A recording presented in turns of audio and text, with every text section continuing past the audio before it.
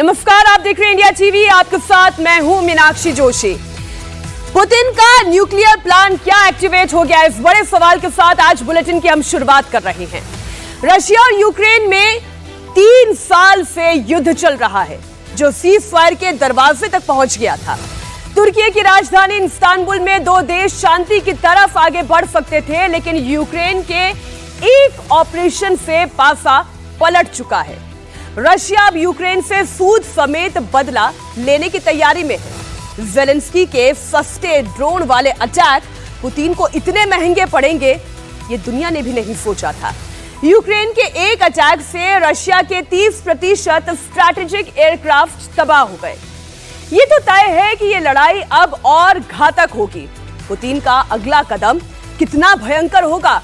क्या एटमी बटन दब सकता है? क्या इस लड़ाई में अमेरिका और ब्रिटेन की एंट्री हो सकती है? इन तमाम सवालों के जवाब इस रिपोर्ट में देखिए।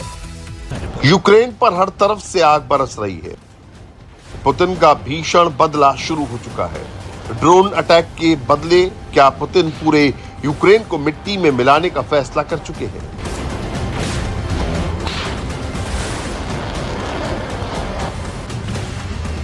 इस समय पुतिन के दिमाग में क्या चल रहा है? क्या यूक्रेन पर न्यूक्लियर अटैक का ऑर्डर आने वाला है?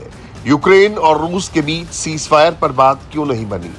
क्या यूक्रेन के खिलाफ पुतिन अपनी सबसे खतरनाक मिसाइल दागने वाले हैं? 1 जून को यूक्रेन ने रूस पर अब तक का सबसे डीप और बड़ा ड्रोन अटैक किया था। 25 हजार के 117 ड्रोन से रूस के महंगे और अहम वॉर प्लेन को तबाह किया था। हमले में रूस को $7 बिलियन का यानी करीब 60,000 करोड़ रुपए से ज्यादा का नुकसान का अंदाजा लगाया जा रहा है। ज़ेलेंस्की के इस वार का पुतिन ने जवाब देना शुरू कर दिया है और इसका ट्रेलर मॉस्को ने रिलीज किया है। रूस ने मल्टी रॉकेट लॉन्चर सिस्टम से यूक्रेन के खार्किव में उसके हथियार डिपो को उड़ा दिया है। रूस की आर्म्ड फोर्सेस ने 400 से ज्यादा ड्रोन से यूक्रेन के सूमी, खार्किव, डोनेत्स्क, ज़ापोरिज़िया और खेरसॉन इलाके में जबरदस्त हमला किया। इस हमले में रूस ने यूक्रेन के मिलिट्री इंस्टॉलेशंस के साथ सिविलियन एरियाज को भी टारगेट किया है। ये तस्वीरें खेरसान की हैं। रूस के नॉर्थर्न फ्लीट मरीन के ग्रैंड MLRS ने यूक्रेनी मिलिट्री ठिकानों पर जबरदस्त तबाही मचाई है।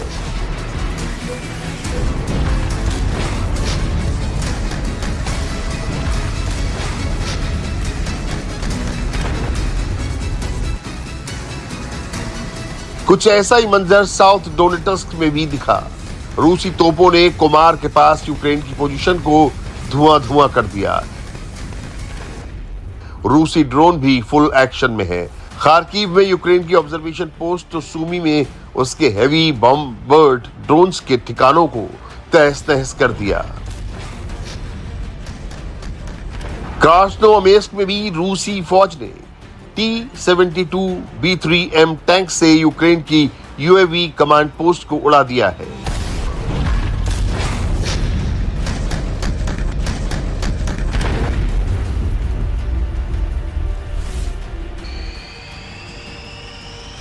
यूक्रेन पर रूस के फाइटर जेट भी कहर बरसा रहे हैं।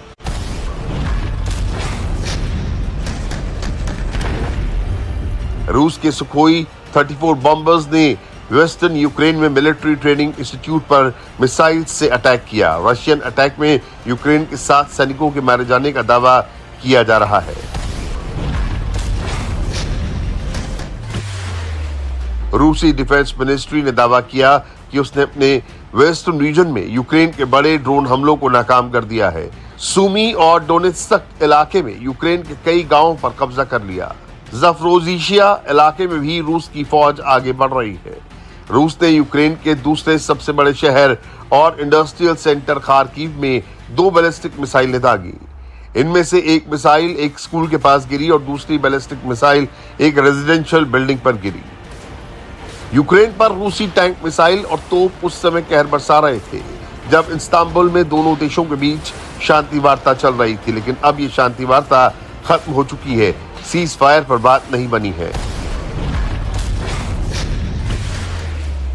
ऐसे में क्या पुतिन अब यूक्रेन पर अपने सबसे खतरनाक हथियार का इस्तेमाल करने वाले हैं?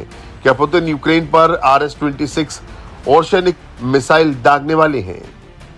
रूस की ओर्शेनिक मिसाइल कितनी खतरनाक है, इसका अंदाजा इसी से लगा सकते हैं कि टारगेट पर गिरते समय उनका तापमान 4000 डिग्री सेल्सियस तक पहुंच जाता है, जो कि लगभग सूर्य की सतह के तापमान के बराबर है। 4000 डिग्री सेल्सियस की ऊर्जा से सब कुछ राख बन जाता है। ये सिर्फ सैन्य चेतावनी नहीं, ये वास्तविकता है। हम अब लक्ष्य चुन रहे हैं। ओर्शेनिक मिसाइल को लेकर पुतिन का ये बयान पुराना है, लेकिन मिसाइल की टेक्नोलॉजी बिल्कुल नई है। ओर्शेनिक वॉरहेड्स रूस की हाइपरसोनिक मिसाइलें हैं, जो कि किसी भी देश के मौजूदा एंटी मिसाइल डिफेंस सिस्टम को चकमा देकर बेहद तेज और सटीक हमले करने में सक्षम है। इसकी रेंज करीब 5800 से 6000 किलोमीटर है, यानी ये मिसाइल यूरोप और एशिया के बड़े हिस्से तक मार करने में सक्षम है। ओर्शेनिक साउंड की स्पीड से 10 गुना यानी मैक 10 की स्पीड से अपने टारगेट को तबाह कर सकती है। ओर्शेनिक मिसाइल का इस्तेमाल थिएटर न्यूक्लियर स्ट्राइक के लिए किया जा सकता है। एक ही मिसाइल से कई न्यूक्लियर वॉरहेड्स छोड़े जा सकते हैं। यही वजह है कि ये मिसाइल स्ट्रेटेजिक नजरिए से बेहद खतरनाक है। पुतिन पहले भी कह चुके हैं कि वो इसका इस्तेमाल कर सकते हैं, और अब जब यूक्रेन ने रूस पर सबसे बड़ा ड्रोन अटैक कर दिया, तो क्या अब पुतिन उस पर ओर्शेनिक मिसाइल से हमला करेंगे?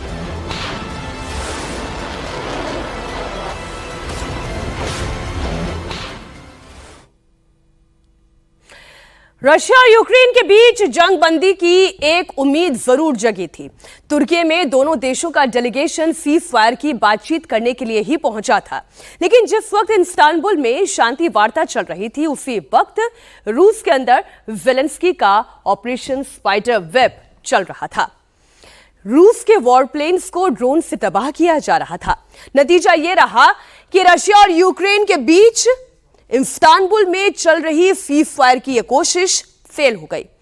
पुतिन ने यूक्रेन के सामने ऐसी क्या शर्तें रख दी थी कि ज़ेलेंस्की ने उसे ठुकरा दिया?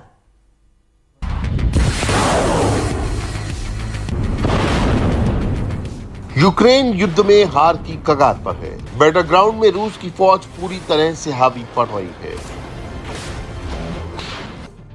यही वजह है कि ज़ेलेंस्की अब शांति की बात कर रहे हैं, लेकिन पुतिन अब अपनी शर्तों पर सीज फायर चाह रहे हैं, जो कि ज़ेलेंस्की को मंजूर नहीं है। ये तस्वीरें तुर्की की राजधानी इस्तांबुल की है। 2022 के बाद रूस और यूक्रेन के डेलीगेशन यहां सीज फायर पर बातचीत करने पहुंचे थे, लेकिन शांति वार्ता का ये राउंड 1 घंटे के अंदर ही खत्म हो गया। रूस और यूक्रेन युद्ध विराम पर राजी नहीं हुए हैं। रूस ने यूक्रेन के सामने सीज फायर के लिए जो शर्तें रखी थी, वो यूक्रेन को मंजूर नहीं हुई। यूक्रेन ने इन शर्तों को ठुकरा दिया है। रूस ने इस्तांबुल में जो पीस मेमोरेंडम यूक्रेन को सौंपा है, उसमें सीज फायर के लिए क्या क्या बड़ी कंडीशन रखी गई हैं, वो सुनिए। रूस ने क्रीमिया, डोनेट्स्क, लुहांस्क, जापोरिजिया और खेरसॉन पर दावा किया है। यहां से यूक्रेनी सेना को फौरन हटने के लिए कहा है। रूस ये भी चाहता है कि यूक्रेन नाटो या फिर किसी और मिलिट्री गुट में शामिल ना हो। ज़ेलेंस्की यूक्रेन में जल्द से जल्द इलेक्शन कराए। रूस ने यूक्रेन के सामने ये भी शर्त रखी है कि वो परमाणु हथियार नहीं रख सकता। Our proposal is an unconditional ceasefire in the air, sea and land, at least for 30 days. This position has remained unchanged for the 3 months, and we consider it the basis for starting a peaceful resolution. जिन इलाकों को रूस ने Ukraine से छोड़ने के लिए कहा, उस पर अभी रूसी फौज का ही कब्जा है, लेकिन रूस चाहता है लुहांस्क, डोनेट्स्क, जापोरिजिया, खेरसॉन और क्रीमिया पर हमेशा के लिए दावा छोड़ दे और अंतर्राष्ट्रीय समुदाय इन इलाकों को कानून तौर पर रूस का मान ले। पिछले कुछ दिनों से लग रहा था रूस और यूक्रेन किसी नतीजे पर पहुंच जाएंगे। दोनों देशों के बीच 3 साल से चल रहा खूनी संघर्ष खत्म हो जाएगा। लेकिन जेलेंस्की के ऑपरेशन स्पाइडर वेब के बाद पुतिन का गुस्सा और भी ज्यादा भड़क गया है।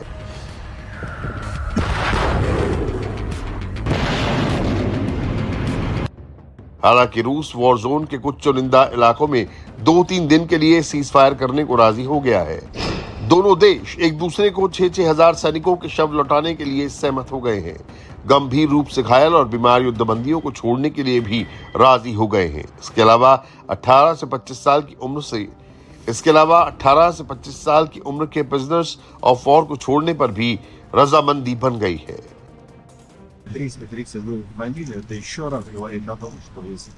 यूक्रेनी पक्ष सामान्य रूप से युद्ध विराम की बात कर रहा है। हमने कुछ हिस्सों में 2 या 3 दिनों के लिए युद्ध विराम का प्रस्ताव रखा है। अब हमारे सैन्य विशेषज्ञ यूक्रेनी लोगों के साथ मिलकर इस पर काम करेंगे। कुछ क्षेत्रों में एक छोटा युद्ध विराम किया जा रहा है। ड्रोन बंद कर दिए गए हैं ताकि कमांडर अपने सैनिकों के शव उठा सके। लेकिन फिलहाल जंग अभी जारी है। जेलेंस्की जिद पर अड़े हैं। पुतिन भी पीछे हटने को तैयार नहीं है।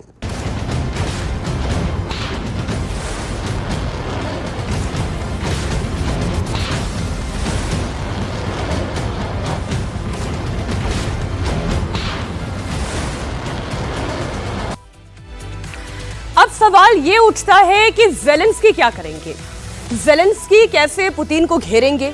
जो अमेरिका और नाटो देश पिछले 3 साल से यूक्रेन को बैकडोर से हथियार और डॉलर की सप्लाई कर रहे थे, क्या अब वो खुलकर जंग के मैदान में उतर जाएंगे? सबसे बड़ा सवाल यह है कि ब्रिटेन ने क्यों कहा कि उसकी सेना जंग की तरफ आगे बढ़ रही है। उधर रूस के खिलाफ ऑपरेशन स्पाइडर वेब को अंजाम देने के बाद जेलेंस्की फुल कॉन्फिडेंस में है। यूक्रेन के ड्रोन अभी भी रूस के मिलिट्री ठिकानों पर हमले कर रहे हैं।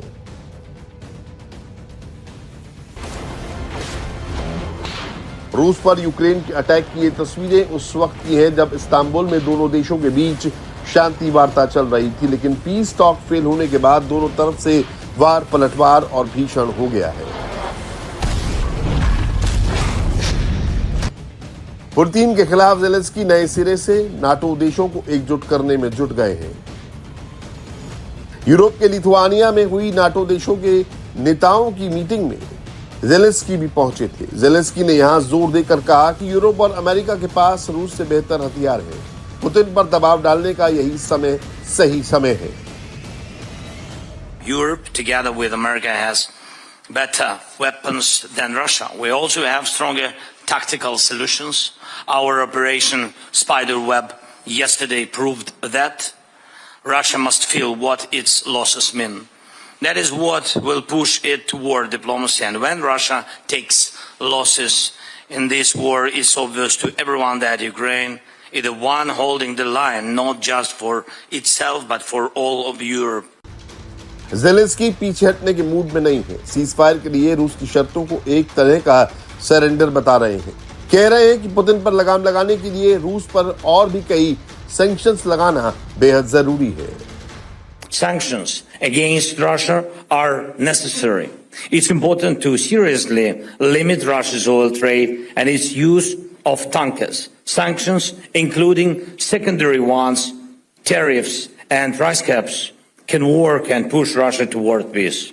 Without pressure, Putin will just keep playing games with everyone who wants this war to end. रूस और यूक्रेन के बीच जिस तरह के डेवलपमेंट हो रहे हैं, उससे अब यूरोप पर भी जंग के बादल मंडराने लगे हैं। रूस जर्मनी को पहले ही वार्निंग दे चुका है कि अगर उसकी दी हुई मिसाइलों से यूक्रेन ने उस पर अटैक किया तो उसे युद्ध में जर्मनी का डायरेक्ट इन्वॉल्वमेंट माना जाएगा।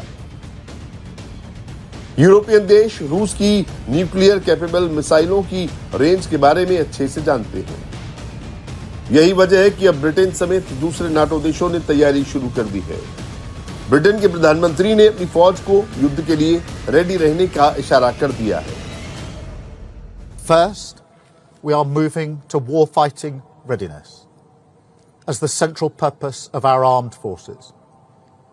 When we are being directly threatened by states with advanced military forces, the most effective way to deter them is to be ready. And frankly, to show show them that we're ready to deliver peace through strength. कुल मिलाकर महायुद्ध का siren बज चुका है। रूस और Ukraine का युद्ध अब कई और देशों को अपनी चपेट में लेने वाला है।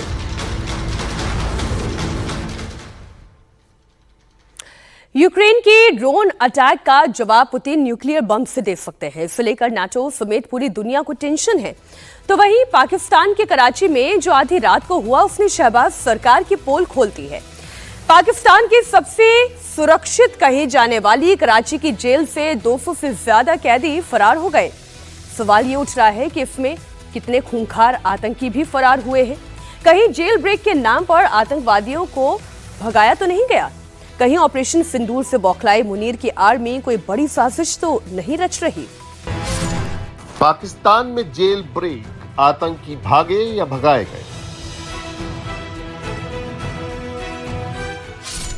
कराची की जेल का ताला टूटा या तोड़ा गया?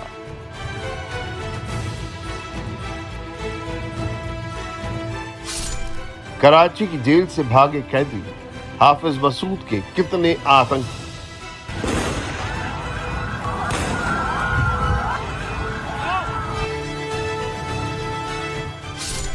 कराची में जेल ब्रेक, मुनीर आर्मी की साजिश।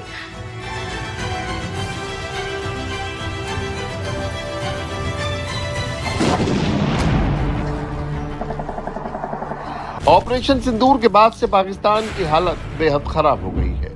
शहबाज सरकार पूरी तरह से फेल हो गई है, क्योंकि पाकिस्तान की जेल में बंद कैदियों ने बंदूक उठा ली है।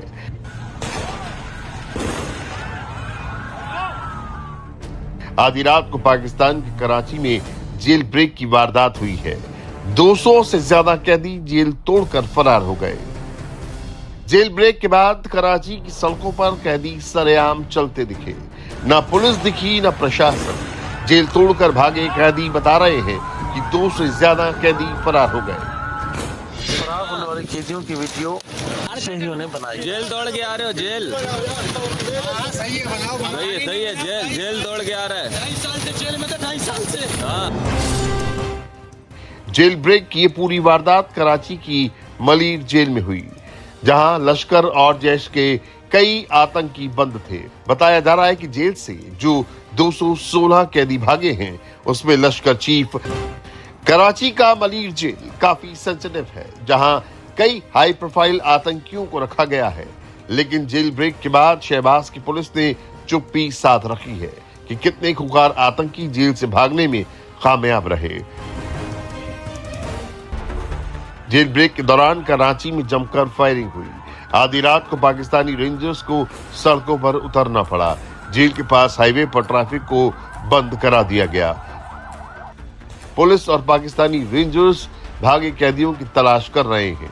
जेल से भागे कुछ कैदियों को दोबारा पकड़ा गया है, लेकिन अब भी आधे से ज्यादा खूंखार कैदी फरार हैं। झूठ, फरेब और मक्कारी करने वाला पाकिस्तान जेल ब्रेक को लेकर जो थ्योरी दे रहा है, जरा उसके बारे में भी जान लीजिए।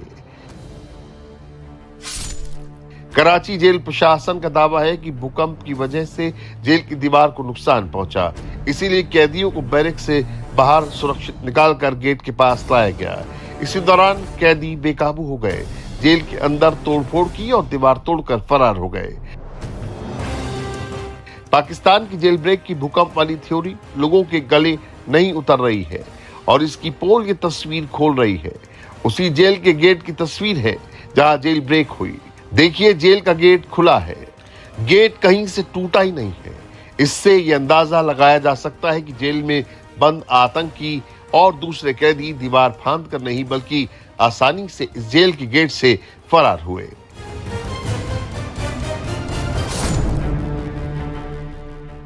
कराची की हाई प्रोफाइल जेल में करीब 6000 कैदी बंद थे, लेकिन जेल प्रशासन का कहना है कि कुल 216 कैदी फरार हुए, जिसमें से 80 कैदियों को दोबारा पकड़ लिया गया।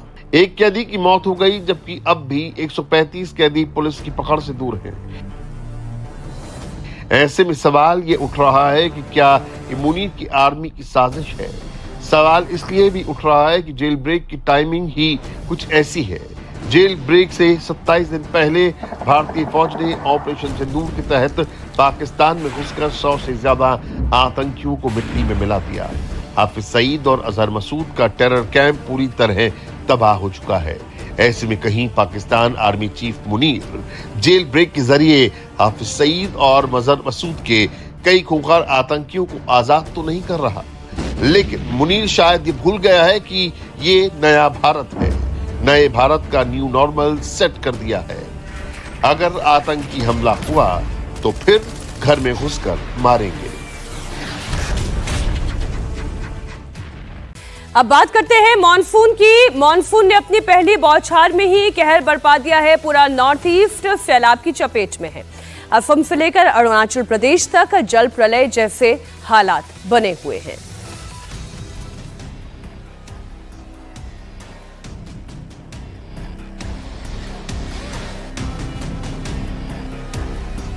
नॉर्थ ईस्ट में मॉनसून आया, तबाही लाया।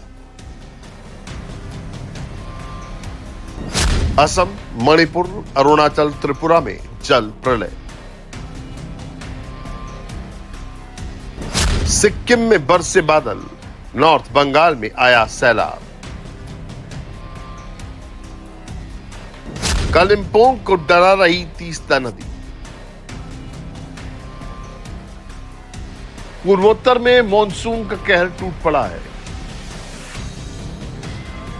असम से लेकर अरुणाचल प्रदेश तक पानी पानी है। मौसम की मार से न मेघालय बचा है, न मिजोरम और न त्रिपुरा। सिक्किम भी सैलाब में डूबा हुआ है, लेकिन सिक्किम का पानी बंगाल को डरा रहा है। सिक्किम का द्वार कहे जाने वाले कालिम्पोंग की तीस्ता नदी उफान पर है। कालिम्पोंग के तीस्ता बाजार में सैलाब ने ऐसा कहर ढाया कि नदी किनारे बने मकानों को खाली करा लिया गया है। सिक्किम में तेज बारिश के कारण तीस्ता में पानी काफी ज्यादा बढ़ गई है और पानी में उफान भी देखने को मिल रहा है। और तीस्ता नदी के आसपास जितने भी घर है वो घर अनुमान सभी पानी के नीचे आ गया है, जैसे कि देखने को मिल रहा है। यहाँ पर तीस्ता नदी के पास जितने भी घर है वो घर सारे टूट चुके हैं। इसके साथ साथ घरों में पानी भी आ चुका है। यहाँ का घरों जितने भी घर है वो घर को खाली करवा दिया गया है, मकानों को खाली करवा दिया गया है ताकि कोई भी अप्रिय घटना ना घटे। हम लोग इस वक्त जिस जगह पे खड़े हैं ये भी एक घर का छत है और ये घर भी तीस्ता नदी के नीचे चला गया है और यहाँ पर काफी ज्यादा उफान भी देखने को मिलेगा तीस्ता नदी का। और ये तीस्ता ब्रिज है और यहाँ पर जितने भी लोग जितने भी रहते हैं यहाँ पर उन सभी को मकान जितना भी है मकान खाली करवा दिया गया है ताकि कोई भी अप्रिय घटना ना घटे। और देखने से ही मालूम चल रहा है कि कितनी बुरी हालत में यहाँ का लोकल जो है वो जी रहे हैं। और इसके साथ साथ उनका ये भी कहना है कि हर एक साल ऐसे बाढ़ में काफी ज्यादा दिक्कतों का सामना करना पड़ता है इस इलाका के लोकलों का।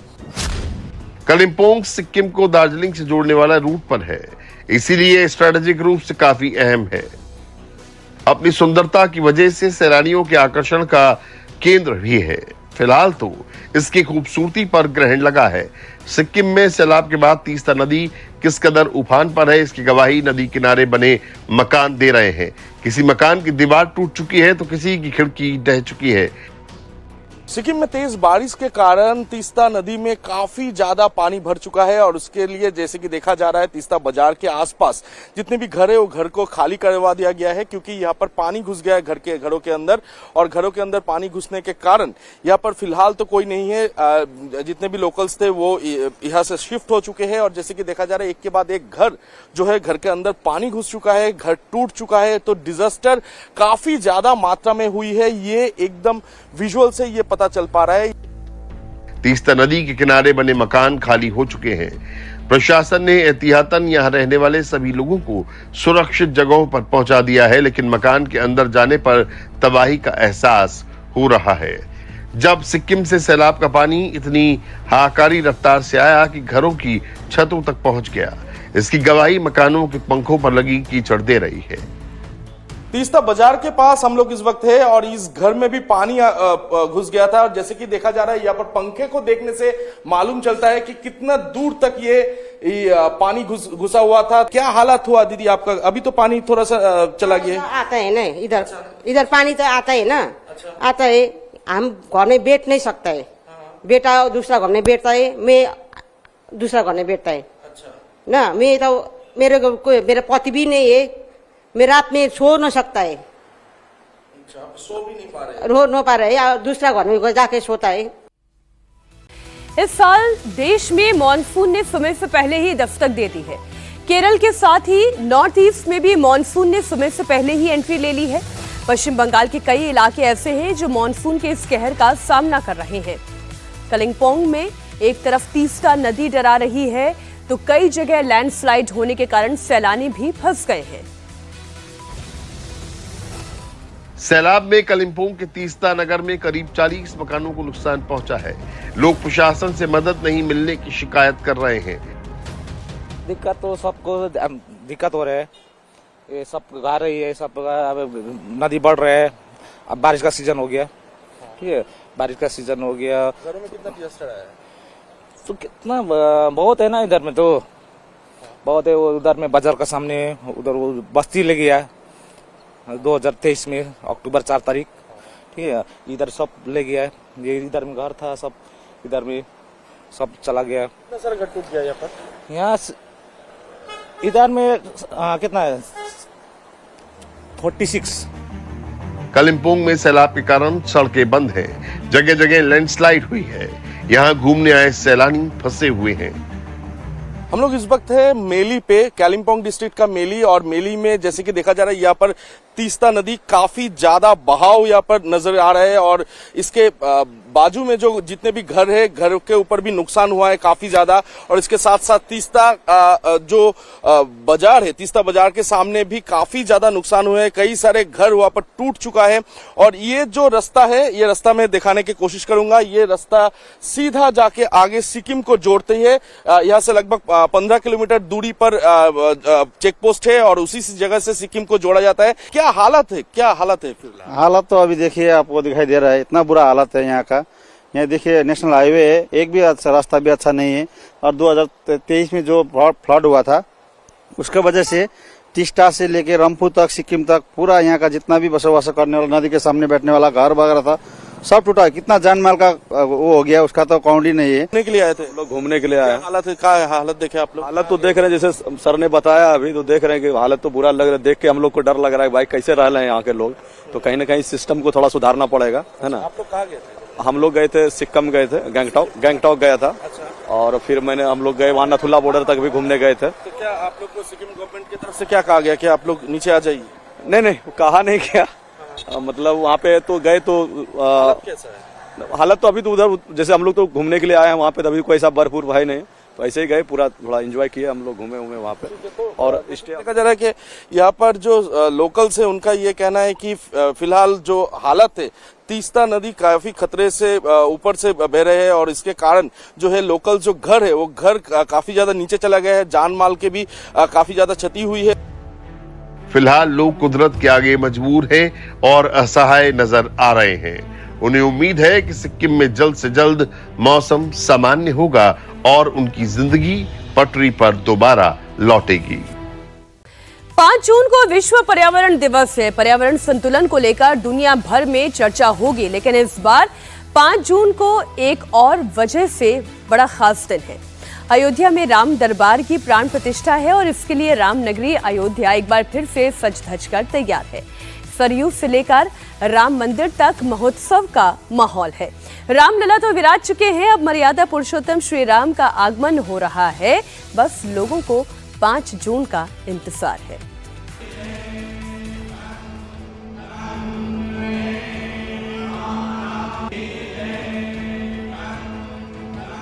सोलह महीने बाद अयोध्या में फिर महाउत्सव। सज रहा है दरबार, राजा राम का दरबार।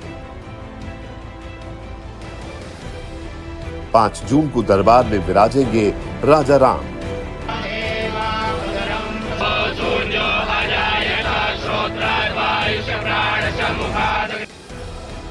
रामनगरी अयोध्या एक बार फिर ऐतिहासिक पल की साक्षी बनने जा रही है। श्री राम जन्मभूमि मंदिर के निर्माण में एक और अध्याय जुड़ने जा रहा है। राम दरबार की प्राण प्रतिष्ठा के लिए अनुष्ठान शुरू हो गए हैं। अगले 2 दिनों तक यह अनुष्ठान चलता रहेगा।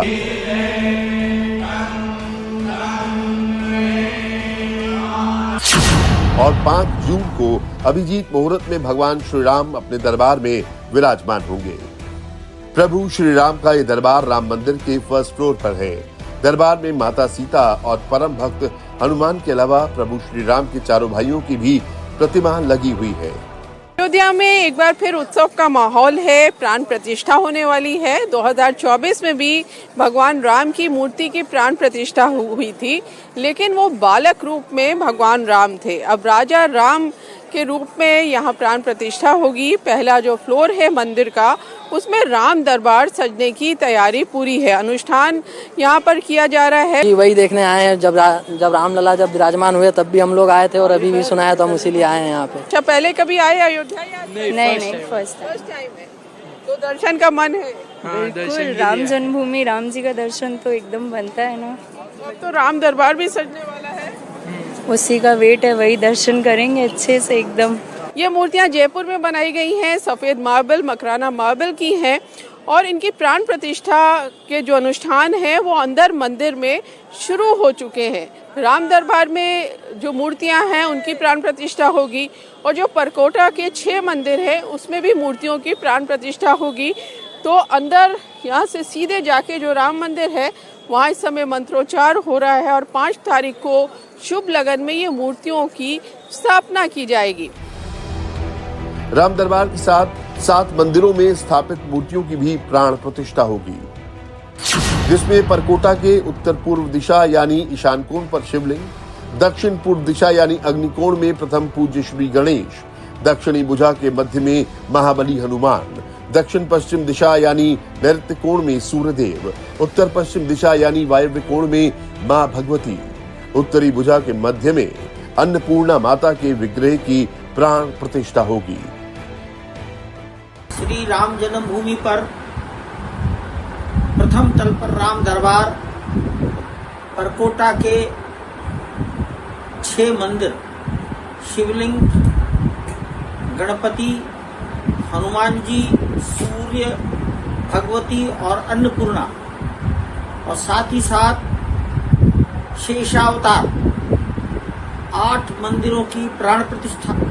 5 जून को दिन में 11:25 से प्राण प्रतिष्ठा का अंतिम पूजन रहेगा। ये पहली बार नहीं है जब राम मंदिर में प्राण प्रतिष्ठा हो रही है। इससे पहले 22 जनवरी 2024 में राम मंदिर में रामलला की प्राण प्रतिष्ठा हुई थी, जिसमें प्रधानमंत्री मोदी समेत देश दुनिया के 8000 से ज्यादा वीवीआईपी शरीक हुए थे। वहीं 16 महीने बाद 5 जून को राम दरबार की प्राण प्रतिष्ठा होने जा रही है, जिसमें सीएम योगी मुख्य अतिथि होंगे। श्री प्रभु श्री राम के दरबार की प्राण प्रतिष्ठा को देखने के लिए लाखों श्रद्धालु अयोध्या पहुंच रहे हैं। ऐसे में श्री राम जन्मभूमि मंदिर ट्रस्ट ने 5 जून को अयोध्या न आने की अपील की है। प्राण प्रतिष्ठा का ये अर्थ न मान लिया जाए कि सारा देश, पास पड़ोस के लाखों लोग इस अवसर पर इस आयोजन को देखने के लिए अयोध्या आ जाएं। अन्य ये किसी को भी बुराया नहीं गया है।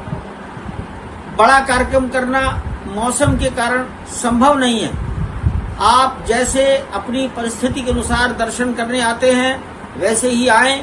प्राण प्रतिष्ठा के कारण 5 जून को आप लोग यहाँ पधार कर अनावश्यक परेशानी में न फंसे। राम मंदिर दिव्य स्वर्ण मंडित शिखर चमचमा रहा है। अयोध्या में राम दरबार की प्राण प्रतिष्ठा से पहले राम मंदिर सोने से जगमगा उठा है। मंदिर के गुंबद पर सोने की परत चढ़ाए जाने से मंदिर की खूबसूरती बढ़ गई है। दूर से ही मंदिर चमकता दिख रहा है।